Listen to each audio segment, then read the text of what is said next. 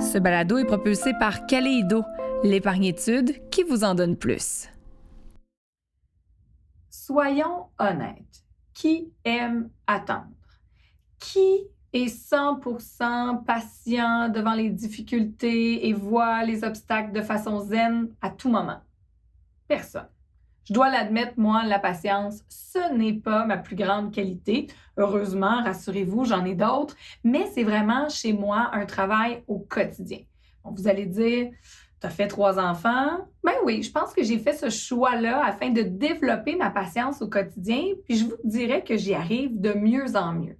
Comment? Eh bien, j'ai mis en place des stratégies et surtout, j'ai diminué mes attentes.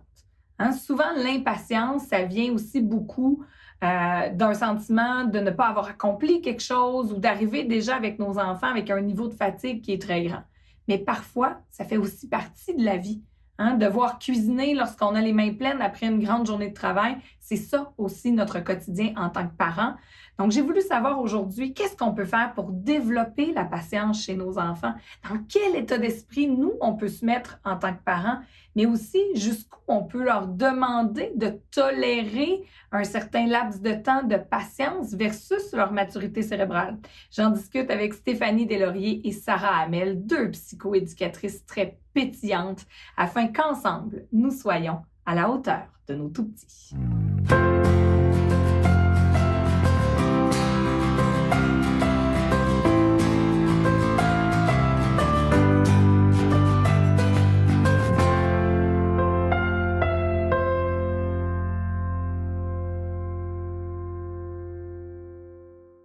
Bonjour mesdames, bien heureuse de vous retrouver. Aujourd'hui, on parle de patience. Partons de la base, OK? Mise en situation, j'ai les mains pleines, il est 17h15, je suis en train de cuisiner le souper.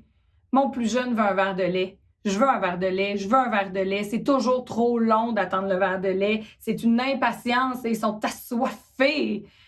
Comment on fait pour leur expliquer je suis occupée, peux-tu patienter quelques instants, même si ça génère la colère du siècle? Quelle devrait être notre attitude de parents dans un contexte comme ça? Encore une fois, je vais être plate, mais ça dépend. Parce que ça dépend de l'âge de l'enfant. Tu sais, tolérer un délai d'attente, ça demande beaucoup d'autocontrôle. Puis, ça va dépendre, oui, de l'âge de l'enfant, mais ça va dépendre aussi de la situation, de l'importance de la situation. L'enfant, s'il ne t'a pas vu de la journée, là, puis que là, ta chaudière affective est à sec, là, elle est vide, vide, vide, vide, vide. Là. Il s'est ennuyé de toi, puis là, il a besoin de ton attention. Ça se peut que, dans le fond, le verre de lait, là, c'est un prétexte pour avoir ton attention. C'est pas vraiment ça, le cheval de bataille. Il a besoin de connecter avec toi. Puis tu aurais beau lui donner le verre de lait, là, ben, 2 secondes, il va revenir te voir parce que là, il veut te montrer son dessin ou parce qu'il veut ci ou il va trouver le moyen de rester dans la connexion avec toi. Fait avant de parler de tolérer un délai d'attente, je trouve que c'est intéressant d'aller voir en dessous, là, c'est pourquoi l'enfant, il nous sollicite comme ça d'abord. Puis ce que j'aime, Sarah, dans ce que tu dis, c'est que moi, j'aime bien l'expliquer aussi par l'image d'un besoin euh, comparativement à un désir. Puis tu le nommes très bien. Tu sais, le besoin, est-ce que c'est un besoin de connexion, un besoin affectif, un besoin d'attention? Est-ce que c'est un besoin de hey, ça fait 3h30 que je joue au soccer dehors à 40 degrés? Fait que peut-être que le verre de lait ou la bouteille d'eau, mais là, on est vraiment dans un besoin physiologique de hey, là, je ne me peux plus, j'ai soif. Ou bien, ah, ben non, mais je veux un verre de jus pour mon plaisir personnel. Mais là, on n'est pas dans un besoin, là, c'est un désir. Ou, tu sais, là, c'était le verre de lait, le verre de jus. Ça peut être, ah, je veux telle collation. Ben, mon minou, c'est parce qu'on mange dans 15 minutes, je sais que tu as très faim. Peut-être qu'en attendant, il y a des crudités sur la table, il y a des petits morceaux de fromage. Je peux répondre à ton besoin de faim de cette manière-là, de manière adéquate, mais ta collation sucrée que tu veux ou le bonbon, le biscuit au chocolat, peut-être pas tout de suite. Tu sais. Fait que ça peut être une belle façon aussi de voir les deux. Puis j'avais lu quelque part quelque chose de super peut-être un peu plus philosophique, mais que je trouve intéressant aussi. La patience, c'est pas juste la capacité à attendre, c'est l'attitude qu'on adopte pendant l'attente. Parce que je peux être en train d'attendre, mais piaffer l'impatience, puis soupirer, puis taper du pied, puis gosser, mais j'attends. Mhm. Et je peux aussi, puis ça, encore une fois, c'est comme nous, comme parents, c'est quoi le modèle qu'on offre. Bon, je sais que tu as hâte de jouer avec moi, mais regarde, en ce moment, je suis toute seule avec toi à la maison. Je suis en train de faire le souper. Je peux pas venir finir le casse-tête avec toi. Ou je peux pas venir voir le dessin que tu as fait coller dans ta chambre pour l'instant. Est-ce que tu veux, tiens, prends la tablette, prends-la en photo, montre-moi-là. De un, on peut trouver une situation alternative. De deux, on peut justement donner un délai. Gars, il me reste 5 minutes. Après ça, je vais pouvoir venir. Pendant ce temps-là, qu'est-ce que tu peux faire pour tolérer le délai d'attente pour que ça soit moins désagréable, voire plus agréable? Ça peut être des stratégies aussi intéressantes. C'est ça, d'occuper l'enfant parce que, tu sais, même nous, on trouve attendre, c'est plate. C'est long puis c'est plate, attendre. Il y a personne qui trouve ça le fun, attendre.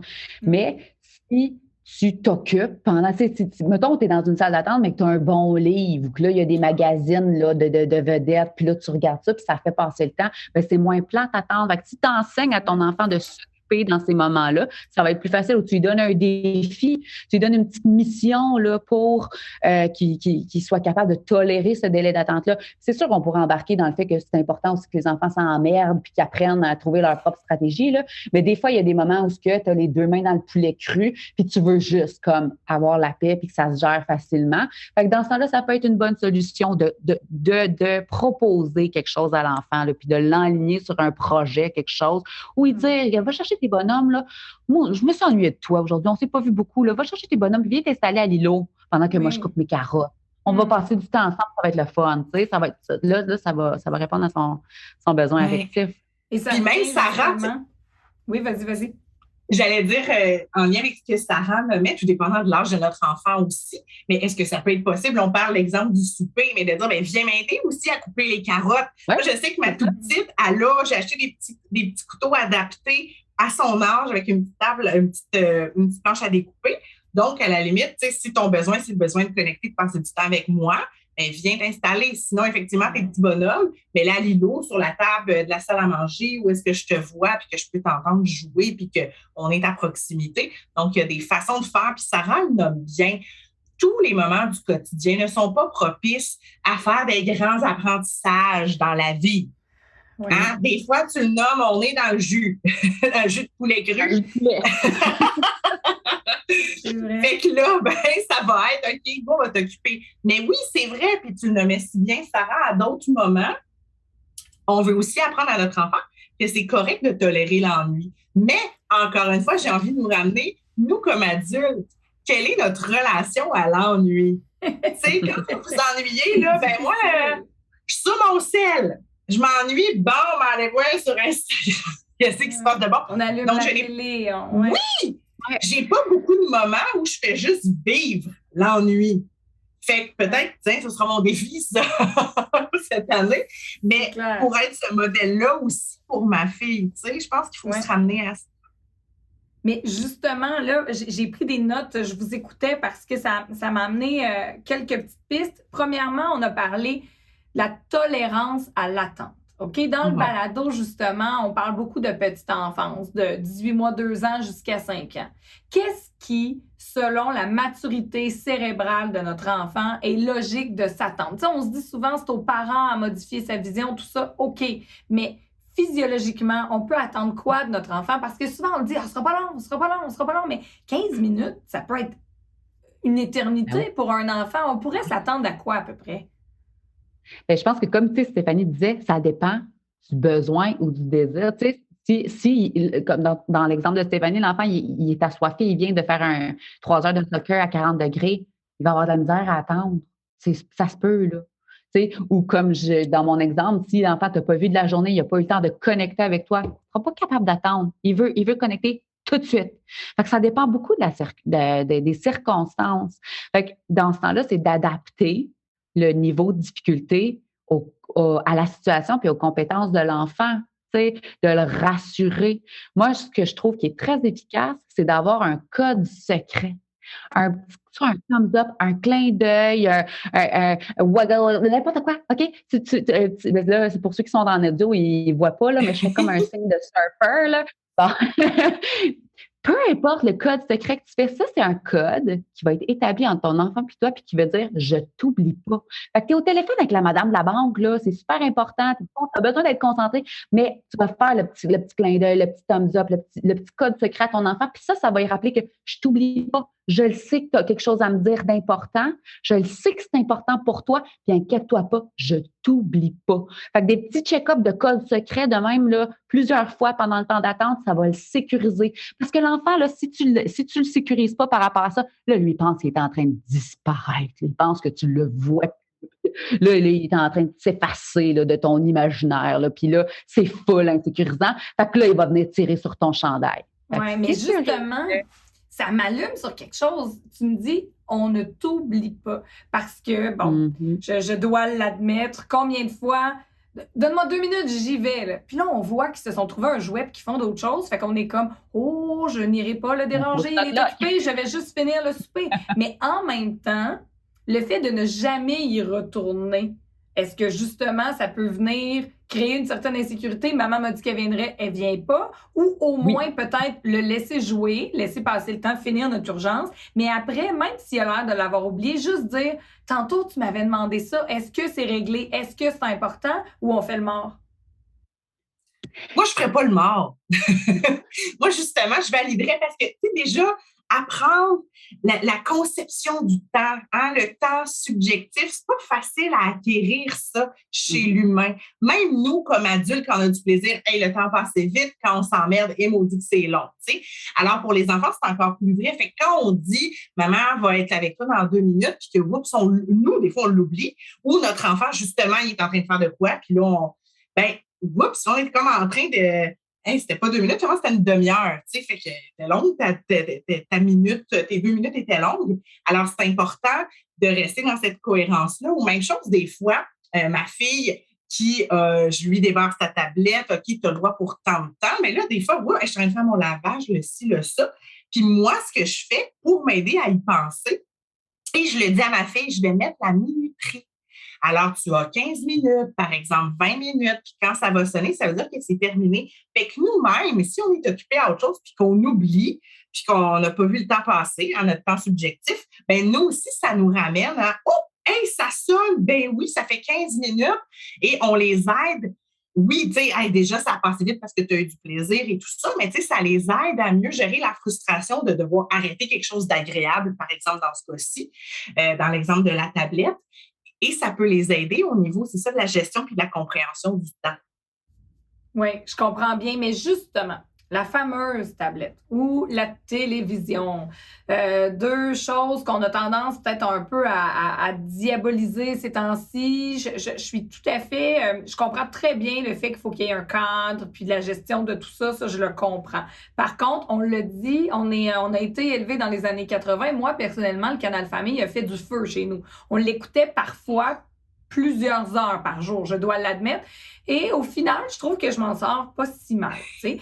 Mais ma question est, tantôt, lorsqu'on disait, on a les 2 mains dans le poulet cru, est-ce que, en amont, là, on le sait qu'il faut préparer le souper, qu'on est un peu en retard, qu'il est un peu tard, qu'ils ont faim, est-ce qu'on se dit, garde, d'emblée, proposons le privilège de la télé, proposons le privilège de la tablette pour ne pas laisser monter l'impatience, ou à l'inverse, encore là, on les laisse essayer de s'amuser, mais là, il est fort probable que lorsqu'on a les 2 mains dans le poulet cru, il arrive à côté de nous, « Maman, c'est long, maman, c'est long. » Puis là, on va dire, « Ah, ben prends-la donc, la tablette. » Puis qu'on peut avoir l'impression de céder à l'impatience. Ah, c'est intéressant ce que tu nommes. Puis il y a 2 points, en fait, que je trouve importants de soulever. Puis je suis moi-même en réflexion là-dessus. Hein. Je n'ai pas la science infuse. On est dans cette ère-là d'hyper-connexion puis d'écran partout, même si effectivement, moi, j'ai pas mal été élevée par la gang de Radio Enfer puis de Télépirate et de Watatata. Et un peu des Simpsons. Oh, ça fait une personnalité intéressante. Mais c'est de voir, en fait, est-ce qu'on peut se calmer le pompon un peu, ces écrans? C'est de justement arrêtons de démoniser. Surtout que ça fait comme 2 ans qu'on est en pandémie. On peut-tu se sacrer une petite patience, s'il vous plaît, et relativiser?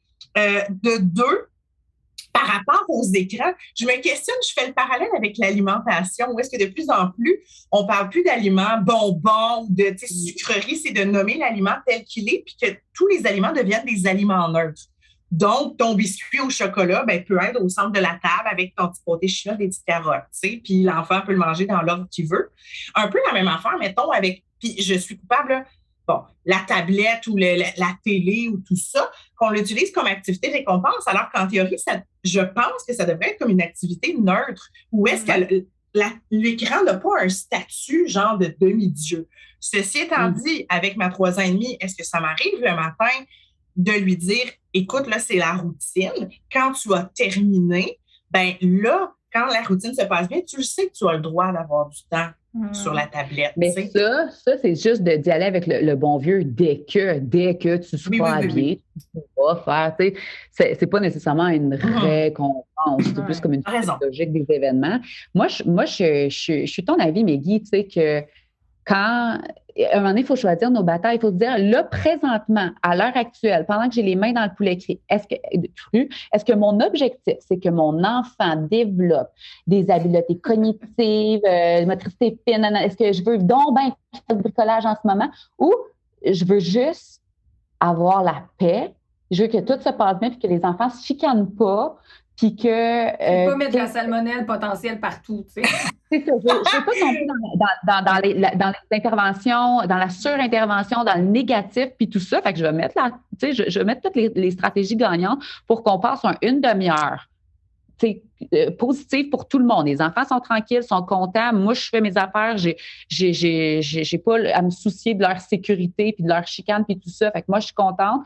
Tout le monde est heureux, puis après, on va se retrouver puis on va en faire de la pâte à modeler. J'ai envie de dire, les filles, en plus, quand on parle, mettons, de faire le souper, nos tout-petits, mettons, là, la grande majorité fréquente un milieu de garde. Fait que toute la journée, pour un milieu de garde comme nous, aller au travail, dans le sens où leur job aux enfants, c'est de jouer et d'apprendre dans le jeu. Et dans le jeu, on apprend la patience, le tour de rôle. On apprend que moi, je veux parler à mon éducatrice, mais il y a les 8 autres enfants aussi, il faut que j'attende. Je voulais les ciseaux puis la colle, mais là, toutes les paires de ciseaux sont prises, il n'y en a plus pour moi. Il y a du bruit, ils passent leur journée à travailler leur patience, à gérer des frustrations. Fait que ça se peut-tu qu'à la maison, là, quand ils reviennent, pendant que nous, on prépare le souper en prenant un petit verre de vin, en écoutant notre émission de radio ou en buvant whatever ce qu'on a envie de boire, ils ont-tu le droit d'être effoirés devant la TV puis que comme c'est correct? Ouais.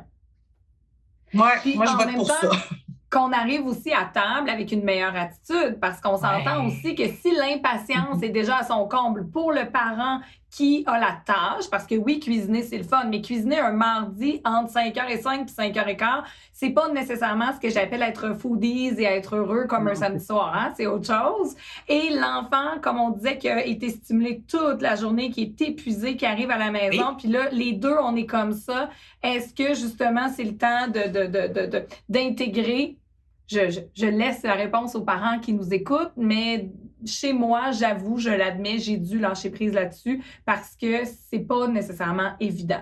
Mais je reviens encore avec une idée, puis moi, c'est un terme que j'entends beaucoup, puis c'est un sujet de discussion avec mon chum, puis je trouve que c'est en lien avec la patience. Céder à l'enfant. C'est comme, quand j'étais jeune, on appelait ça des caprices. Tu sais, il y a des caprices, lui, il y a des caprices. Bon, encore là, on prend une situation, par exemple, justement, la tablette. L'enfant demande pour avoir la tablette, mais il ne demande pas nécessairement de la bonne façon parce qu'il est impatient, on a un petit coup de talon. Tu sais, on sent qu'il y a un peu d'agressivité. C'est sûr que on peut essayer de lui demander au moins de le demander autrement, tu sais, de revoir l'approche. Mais est-ce que, justement, une fois que l'impatience est présente et qu'on la sent, le fait que, comme parents, on arrête de, entre guillemets, de confronter et qu'on cède, qu'on dise oui, prends-la, puis on en rediscute. Est-ce qu'on a gâché l'affaire? Est-ce qu'on a cédé, justement? Est-ce que c'était... Comment on devrait réagir? Sarah, tu veux-tu y aller? Les deux, on veut parler. Vas-y, Sarah! Je vais parler pour moi. Moi, dans ce contexte-là, il y a deux façons de le voir, là. Il y a tu peux dire OK, vas-y, prends-le, là, la tablette, là, t'as gagné, là. Puis là, ben, effectivement, c'est l'enfant qui a décidé. Ou tu peux dire, ben, tu sais quoi? Je t'autorise un 15 minutes de tablette de plus. Là, à ce moment-là, tu demeures le parent qui est leader, le parent qui est en charge, là, qui prend les décisions, puis qui mène le bateau. Là. Le capitaine de bateau, c'est toi. Fait que ça, c'est une attitude qui est sécurisante. Un parent qui abandonne tout le temps ses interventions en cours de route, qui fait demi-tour, ben ça, c'est pas sécurisant. Ça, c'est un parent avec qui on sait jamais à quoi s'attendre. Puis, c'est pas d'aider ton enfant de faire ça. Fait que je sais pas ce que tu en penses, Stéphanie, mais on le voit souvent. Mettons, l'enfant qui va demander un popsicle pour déjeuner, là, ben, ça se peut que tu dises, ben non, tu n'auras pas de popsicle pour déjeuner. Puis, tu sais, ça va générer une grosse émotion. Il va avoir de la peine, mais on va l'accompagner dans son émotion, tout simplement. On va gérer ça avec lui. On va l'accompagner pour gérer la frustration. On va le valider. C'est vrai que c'est plate de ne pas avoir le popsicle, mais tu pourras l'avoir tantôt. T'sais. Fait que c'est vrai, il y a un délai d'attente. Lui, il le voudrait tout de suite. Il ne veut pas tantôt. Mais c'est pas comme ça que ça marche. On l'accompagne dans l'émotion. Steph, t'allais dire. Bien, tellement, tellement, tellement. Puis, tu sais, je pense que j'aime bien ce que tu nommes. Puis, je le fais moi aussi, tu sais. Puis, en fait, la réflexion qui m'est passée par la tête, c'est que on veut élever des enfants qui ont un esprit critique, qui sont capables de réfléchir par eux-mêmes, qui sont capables d'en prendre puis d'en laisser. Mais sauf que quand on les élève, ben c'est ça aussi. Tu sais, fait que ça se peut que des fois, ton enfant te fasse une demande. Au début, tu dis non, puis que finalement, tu accèdes à sa demande parce que tu sais quoi? Tu as raison. J'y ai pensé. J'ai réfléchi, je change d'idée. Ça se peut dans la vie changer d'idée. Ça se peut que tu m'aies convaincu. Tu sais, puis souvent, ah oui, l'enfant qui argumente, puis l'enfant qui fait ci, puis l'enfant qui fait ça. Ouais, tu sais quoi? Moi, j'étais une enfant qui argumentait. J'étais ce qu'on appelle en anglais du strong-willed child. Hey, ça donne des beaux adultes qui ont de la drive. Tu comprends? Ouais. Il y a ça aussi de dire, ben, c'est pas tout négatif. Puis comment est-ce que, ben, finalement, ça peut amener mon enfant à faire, ben, écoute, ben oui, tu as raison. Tu m'as nommé les bonnes raisons, puis je suis d'accord avec toi. Ouais. Moi, ce que je dis à mes clients, c'est je dis, tu veux que ton enfant, quand il va être adulte, là, qu'il demande son augmentation de salaire à son boss, sa troisième semaine de vacances. Tu veux qu'il soit capable de s'affirmer. Tu veux qu'il soit capable de dire dans sa relation à son partenaire, moi, j'accepte pas ça quand tu agis comme ça avec moi. Tu veux qu'il puisse s'affirmer. Mais si tu écoutes toujours l'herbe sur le pied, puis tu dis, pas de rouspétage, puis non. C'est moi qui décide. Ben. C'est vrai, j'aime ça. Ça va faire quelqu'un qui va se fermer la boîte tout le temps puis qui ne s'exprimera pas. Oui. Tu ne seras pas affirmatif. Oui, un peu comme on disait avec la patience. Hein? Souvent, on entend, puis c'est ce que je disais dans l'introduction, « Ah, cet enfant-là, il est impatient. » Ou « Ah, l'ado, il est impatient. » Oui, mais les choses ne tombent pas du ciel comme ça. Ça se développe, ça se construit avec le temps. Donc, je pense que ce que vous dites aussi, des fois, de dire « Regarde, maman n'est pas parfaite, papa n'est pas parfait. On a eu des moments d'impatience, mais on est capable de s'excuser, on est capable de revenir. Tu m'as convaincu. Vas-y, je te donne le droit en voulant dire, tu sais, t'as bien fait ton travail, ton rôle, ton argumentaire est intéressant, allons-y. Et plutôt, j'aime beaucoup ça que l'idée de l'abandon, le fameux céder au caprice ou céder à l'enfant. Tout est une question d'attitude plus que de ce qu'on va faire. J'adore ça. Puis je trouve que la ligne est mince parfois. Puis ça peut avoir quand même un gros impact. Et en terminant, j'aimerais que vous me donniez, mesdames, bon, dans votre pratique, dans votre vie personnelle, vous le vivez, vous le voyez. On le dit, c'est normal, même en tant qu'adulte, parfois d'être impatient. On vit beaucoup de stress en ce moment, que ce soit la pandémie, notre travail, notre santé, notre entourage, nos enfants, peu importe. Les sources de stress sont nombreuses. Lorsqu'on sent là, qu'on arrive à la maison puis qu'on est déjà, là, notre jauge d'impatience là, est pleine. Là. Déjà, là, on se sent, là, nous-mêmes, on a de la misère à se gérer, mais bon, on est monoparental, notre chum n'est pas là, peu importe, il faut s'occuper des enfants, il faut faire la routine, il faut qu'ils mangent.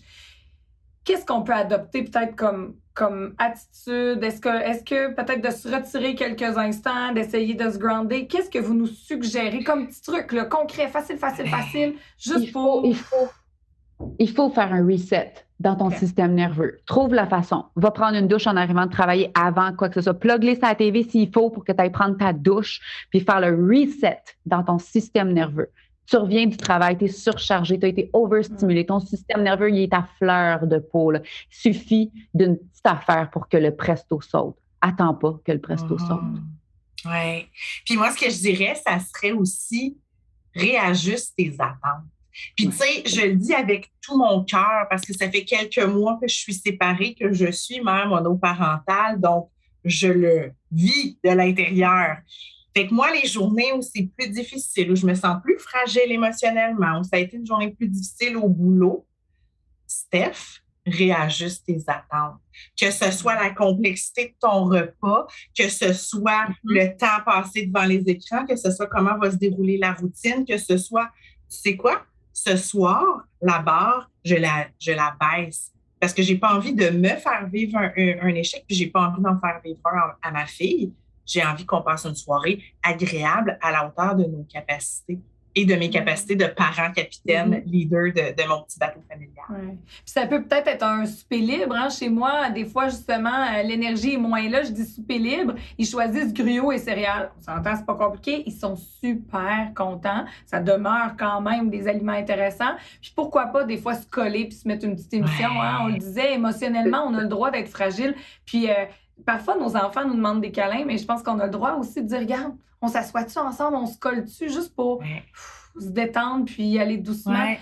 Puis j'ai comme l'impression, je sais pas ce que, en terminant, mais de leur montrer notre fragilité, de leur montrer qu'on a le droit d'être impatient, on a le droit d'avoir de la peine, sans, je dis pas là, l'enfant, notre meilleur ami, puis de compter tous nos problèmes, non, là, je voudrais pas lui donner cette charge-là, mais juste de s'ouvrir un peu, de montrer un peu qu'on peut être vulnérable. Je pense que ça peut être de beaux exemples, puis ça peut venir les valider aussi dans leurs émotions.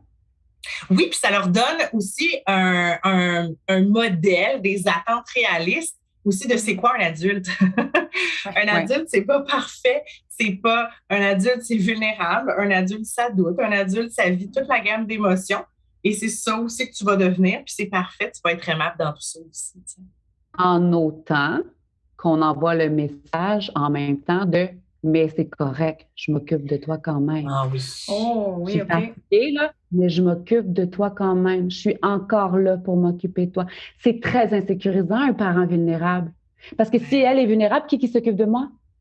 Fait que tu as le droit d'être vulnérable parce que tu es une humaine, mais envoie quand même le message sécurisant de « correct, mon amour, on va quand même faire ce qui est prévu ce soir, je m'occupe de toi. » Oui. Okay? Je suis juste un peu fatiguée, puis demain matin, ça va aller mieux. OK? Super J'aime important ça, comme nuance. pas oublier de quand même d'inscrire le cadre, puis d'être là, puis montrer qu'on est là, effectivement. Parce que C'est notre parfois, responsabilité. ouais, puis on s'en rend peut-être pas compte, mais nos propos peuvent être grandement insécurisants pour l'enfant. Merci beaucoup, mesdames. Encore une fois, c'était un plaisir.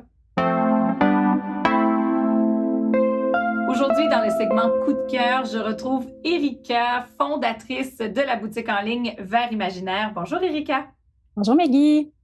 Aujourd'hui, s'il vous plaît, aide-nous. As-tu des idées, des trucs, des petits produits pour nous aider à faire patienter nos enfants, par exemple, en fin de journée, lorsqu'on revient à la maison après une journée de travail, de garderie, au lieu d'ouvrir la télé ou d'offrir la tablette, qu'est-ce qu'on pourrait proposer d'autre à nos enfants? Oui, je comprends parfaitement ton besoin. C'est une période qui peut vite ressembler à un petit chaos quand on essaie de préparer le repas. Puis je pense que c'est vrai que la solution facile peut rapidement devenir les écrans. Mon premier conseil ne serait pas nécessairement un jouet en particulier, mais avant tout, il faut se questionner sur parfois l'offre que l'on met à la disposition des enfants. Fait que juste de réduire la quantité de jouets, de jeux qu'ils ont à leur disposition va faire en sorte qu'ils vont être beaucoup plus créatifs, qu'ils vont être portés à se diriger eux-mêmes vers un jouet en particulier. Un enfant à qui on en présente trop à la fois va avoir la difficulté à faire un choix, à se centrer, à se déposer dans une activité. Fait que ça, je pense, dans nos environnements, ça peut être le fun de revoir ça. On en range un petit peu, puis on en sort à chaque semaine ou même J'aime justement... ça. Oui, Ça ramène, je trouve, l'aspect nouveau, hein? Parce que lorsqu'ils ont, on dirait, un bac à jouets débordant, rarement ils se rendent au fond. Au final, ils jouent toujours avec les mêmes jouets. Mais là, le fait d'en serrer et d'en ramener, ils ont l'impression qu'on vient d'en acheter de nouveau et ça nous permet de prolonger leur utilisation. C'est exactement ça. Fait qu'on fait une rotation, ce qu'on appelle la rotation comme parents. L'heure du souper, souvent, moi, ce que j'aime, c'est les casse-têtes. J'ai des passionnés de casse-têtes à la maison, mais il y a tellement de choses qu'on peut développer avec un casse-tête, hein, le raisonnement, mais à la fois le calme, la patience. Donc, casse-tête, on sort un casse-tête que l'enfant n'a pas fait depuis un certain temps, une très belle idée. Et puis, tout ce que l'enfant va devoir utiliser, sa motricité fine, sa dextérité. On va dire aussi la coordination œil-main pour exécuter sa tâche. Ce sont souvent des genres d'activités qui vont justement appeler au calme et à la patience. Donc, que ce soit parfois des petits animaux en bois, là, des jeux à empiler, des petits animaux en bois à empiler là, pour que ça tienne en équilibre. Que ce soit, j'ai un autre exemple ici, l'usage de la pince est toujours très, très intéressante. Donc, une petite pince comme ça avec laquelle l'enfant pourrait classer dans des petits bols, des petits pompons de couleur, tout simple comme ça. Mais alors encore là, on va aller exactement favoriser la coordination humaine, la dextérité. Fait que c'est des activités qui vont favoriser là, des temps calmes. Oui, donc des trucs simples avec de petits objets. On pourrait justement inviter peut-être notre enfant à venir s'asseoir à l'îlot, par exemple, être près de nous lorsqu'on cuisine et discuter de notre journée tout en faisant que ce soit casse-tête ou des petites activités comme ça. C'est pas long, il n'y a pas de pression, donc ça l'amène aussi, je pense, dans le plaisir et ça favorise encore une fois la connexion avec notre enfant en fin de journée parce qu'il faut pas oublier hein, qu'on a passé plusieurs heures séparées de lui quand même.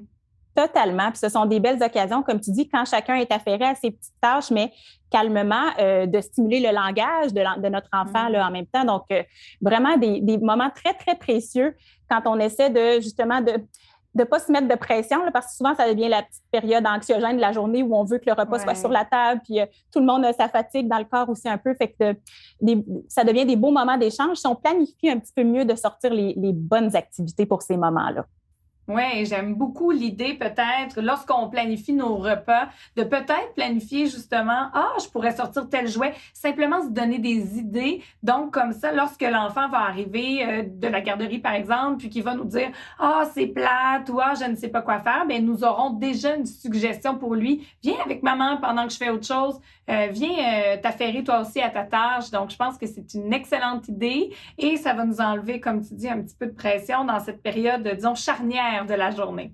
Exactement. Exactement. Puis l'aspect nouveauté sur lequel tu as insisté tout à l'heure, je pense que c'est bien important qu'on comprenne l'aspect nouveauté pour notre enfant. Ça ne veut pas dire de lui procurer un nouveau jouet chaque semaine, là.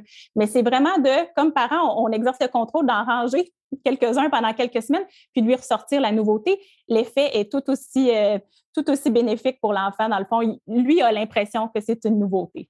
Oui, et pour nous, ça favorise aussi une consommation beaucoup plus responsable. Et justement, j'aimerais t'entendre, Erika, on le sait, vers Imaginaire, ta promesse, elle est importante. On parle, entre autres, justement, de favoriser une consommation davantage responsable, de s'intéresser à la fabrication des produits, leur provenance. Est-ce que tu as l'impression que c'est plus facile en 2022 de faire une sélection de produits à ajouter à ta boutique qu'en 2017 lorsque tu as commencé? La question, en fait, j'y répondrai avec un oui et non. Ça reste un marché qui est parmi les plus gros marchés sur la planète. Le domaine du jouet, c'est un marché très, très lucratif. Et donc, il faut éplucher. Il faut se donner le devoir là, d'éplucher les catalogues de nos fournisseurs, de reparcourir le web à la recherche de nouveautés. Et ça, c'est un exercice qu'on fait constamment parce que, justement, on ne va pas adhérer juste aux nouvelles tendances du moment. On va questionner, on va approfondir un peu plus. Fait que, dans ce grand océan, ça reste un défi de tous les jours, mais c'est la promesse qu'on s'est donnée et c'est celle qu'on tient. Par contre, je dirais que oui, c'est sûr que une consommation un peu plus éco-responsable, il y a quand même une tendance sociale, je pense, en tout cas pour les Québécois. Là, ça prend de l'ampleur un petit peu dans les foyers d'année en année. Alors, je pense que oui, les gens vont rechercher ça de plus en plus, beaucoup par l'achat local. Donc, il y a de plus en plus de petits artisans locaux qui vont nous offrir de beaux objets en bois, de beaux jouets en bois. Fait que je pense qu'il y a un retour en force du jouet en bois. Ça, j'irais jusqu'à dire ça. Là, depuis mes débuts là, jusqu'à aujourd'hui, je pense que le jouet en bois là, est beaucoup plus mis de l'avant puis recherché par les familles pour l'aspect plus chaleureux aussi. Ça a une texture, ça a une chaleur, ça a un poids en main. Donc, je pense que pour l'éveil des tout-petits, là, les familles en sont à rechercher ça beaucoup. Là.